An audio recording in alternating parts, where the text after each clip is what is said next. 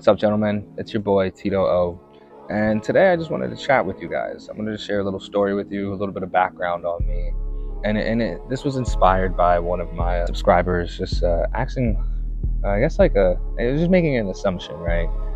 This white gentleman was just like, "Hey, you won the black card."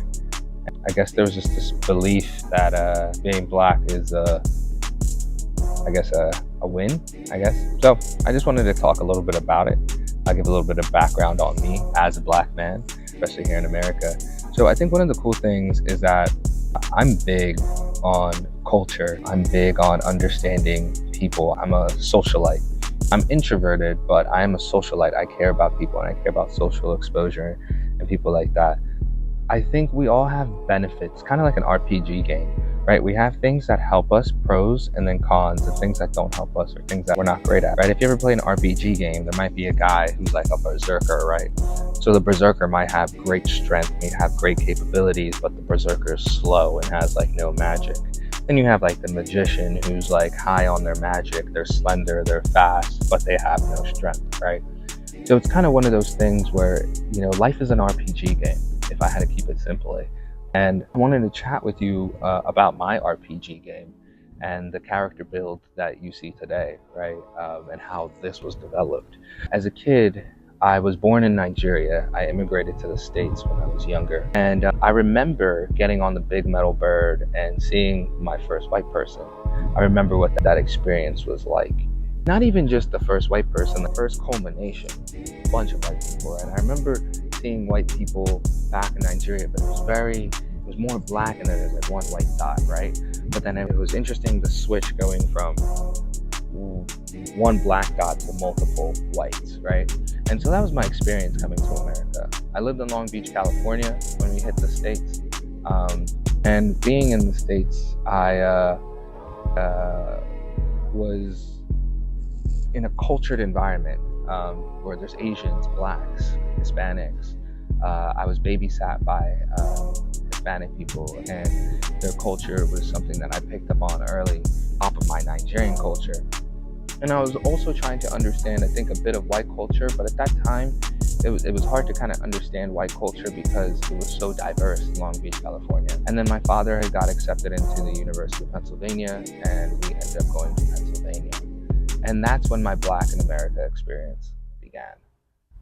That was interesting because I lived in that experience for maybe 20 to 22 years.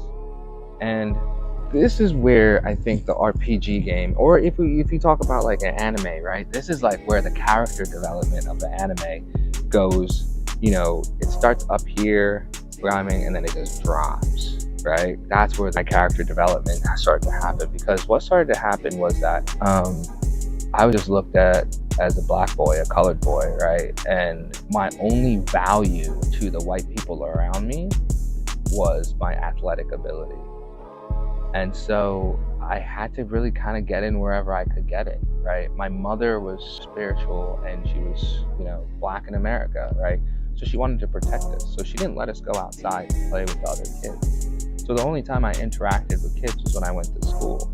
And when I did that, it was only, again, showing up as like the black kid who plays sports. Now, my mother was big on education. And so for me, I had to always put education first before sports. But I wasn't recognized for my intelligence. I was just recognized for being the black kid who played sports. And, had to take his SATs during one of the most important varsity games he ever had in his life, and lost his starting position. But all this to say that there was my high school experience. And so it wasn't cool being black, right? Where I grew up. It just wasn't it, right? You have all these white girls around you, and you're a teenager, you're trying to get a girlfriend, you're trying to be cared for a woman, you're what you got. And I'm talking to all these white girls and I'm trying to let them know yo, I fuck with you. And I'm not even talking to that many. It's just there's this one I remember I really fuck with this chick. We shared a locker together, y'all. And so I told her finally, I'm yo, I like you, and I'm really trying to make this into something. And she told me, I was raised to not date people that look like you. And she told me that straight to my face. And I had to sit there and eat it because this is the white culture that I exist in, right? Because the way it works, especially for white groups of men, is that they will shame their white counterparts, women, for being with black men because of whatever insecurity they may have. And then that gets pushed onto the woman, and then the women don't want to fuck with us. And this was what was happening at the time. And you may still see this happen today. It's a little bit more hush-hush. It happens, you know. That wasn't a thing. Then I graduated high school, and I went to college. And then all of a sudden, being black became cool. Because you have to understand, my type of black is like I'm African, and then I'm American. I have a dual citizenship. So I had a hard time fitting in with the black Americans, right, who grew up in that area. And so I wasn't black enough for them, but then I was too black for the white kids, right? So my black could not find a space. And then I went to college, and then all of this shit changed in college for me. Because what happened was black became cool. I became desirable. And a couple things on top of that, right? I didn't mention that because I was doing sports, because this was the only way I was able to be recognized by my peers, that's how I worked on my physique. Since middle school, I realized that my only value is my athletic ability. And so my physique developed from that point on, and that's where I started developing my muscles, understanding how I show up socially, and building that awareness. And so in college, I'm fit as fuck. I'm black. I got a great smile. I fixed my teeth. My braces are off. And yeah, your boy just got juice. Waterfall. That's all I'm going to say. It was a waterfall. I went to Penn State University, party school, and it was a waterfall. I was studying engineering because, Nigerians, doctor, lawyer, engineer.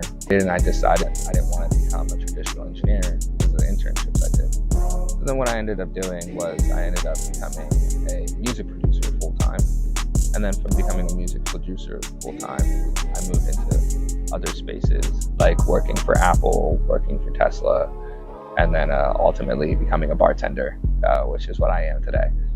And throughout all these experiences, I had to show up in all these places as a black person, as a black man, you get me? And so my blackness, different than other people's blackness, I also had to embrace my blackness. Now, I recognize, because it's just the way it is, right, that being black in certain scenarios is not beneficial to me. I also recognize that being black in certain situations is beneficial to me. I also recognize that being a man in certain situations is not beneficial to me, and then in certain situations it is beneficial to me. So I think it's important for us not to be like, hey, you won this black card or you won this white card, because you see this a lot on both sides of the spectrum. You see white people being like, oh yeah, you won the black card, and you see black people being like, you won the white card. It's really about just being comfortable in who you are and taking ownership of the person that you are. And I'm going to make more videos on this because this is something I really do want to talk about more. But you want to be comfortable in the person who you are, and then put yourself in the environments that help you thrive the best. Because to round up my story, right, I got to a point where I was living in PA. I'm experiencing all this stuff that I just mentioned in Pennsylvania, and I'm like, I've had enough of this. I don't like my black in America experience, because ultimately, gentlemen, I'm probably going to leave America. I'm already kind of figuring that out. I just wanted to be black in a place where I was appreciated for my blackness. So then I moved to Houston, Texas. Now, fellas, when I tell you I'm appreciated for my blackness over here, I sincerely fucking mean it. So if you are a white man and you feel like you're in a place right now where you're not being appreciated for being white, go to Colorado, bro. Go to LA. There are places where you can go where your whiteness will be appreciated. Trust me, okay? And please stop with the fucking white guilt, okay? Like, stop with it. It's not cute. It doesn't make sense. You guys have won something, but this is not a competition. Just know that in the totem pole of the competition, you have W's. You get me? There are W's in there. If you're a Latino man, if you're a Hispanic man, go to where you're appreciated. Colombia, Mexico.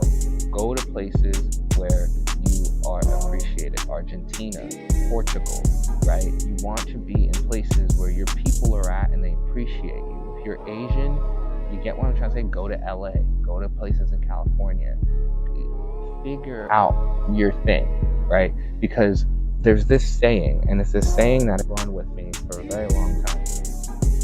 A cactus and an oak tree have something in common. They're both plants. They both use photosynthesis. But a cactus will die in a rainforest, and an oak tree will die in a desert because they're not built for these environments. These environments will not appreciate them the way that they need to be appreciated. So if you're a cactus, go to a desert. If you're an oak tree, go to a rainforest.